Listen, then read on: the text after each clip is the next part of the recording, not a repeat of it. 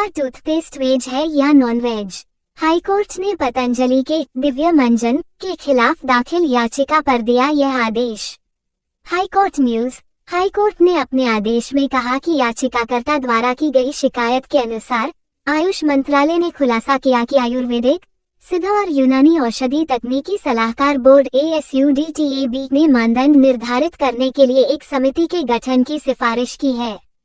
Delhi high court ने आयुर्वेद पर वैधानिक सलाहकार बोर्ड द्वारा गठित एक समिति से दवाओं में शाकाहारी और मांसाहारी सामग्री के निर्धारण पर 10 दिनों के भीतर अपनी सिफारिशें देने को कहा है। हाईकोर्ट का यह आदेश पतंजलि के एक दंत चिकित्सा उत्पाद में मांसाहारी घटक के गैरकानूनी उपयोग के आरोप पर आया है। न्यायमूर्ति सुब्रमण्यम प्रसाद ने कहा कि समिति का गठन उन मानदंडों को निर्धारित करने के लिए किया गया था जिनके द्वारा दवाओं के उत्पादन में उपयोग किए जाने वाले कच्चे माल को शाकाहारी, गैर शाकाहारी या अधिक श्रेणियों में वर्गीकृत किया जा सकता है।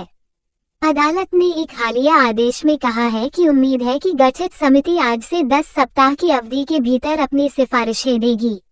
अदालत का आदेश वकील यतिन शर्मा की याचिका पर आया, जिसमें उन्होंने केंद्र को निर्देश देने की मांग की थी कि दिव्य मंजन को हरे बिंदु के साथ बेचकर ग्राहकों को गुमराह करने के लिए पतंजलि के खिलाफ उचित कार्रवाई शुरू की जाए।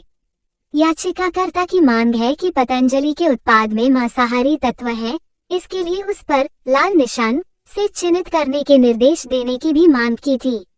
हाईकोर्ट ने अपने आदेश में कहा कि याचिकाकर्ता द्वारा की गई शिकायत के अनुसार आयुष मंत्रालय ने खुलासा किया कि आयुर्वेदिक, सिद्ध और यूनानी औषधि तकनीकी सलाहकार बोर्ड ASUDTAB ने मानदंड निर्धारित करने के लिए एक समिति के गठन की सिफारिश की है। दवाओं में इस्तेमाल होने वाले कच्चे माल को शाकाहारी, गैर शाकाहारी या अधिक श्रेणियों में वर्गीकृत किया जा सकता है, क्योंकि ऐसी व्याख्या विभिन्न धार्मिक, नैतिक और क्षेत्रीय विचारों पर निर्भर करती है।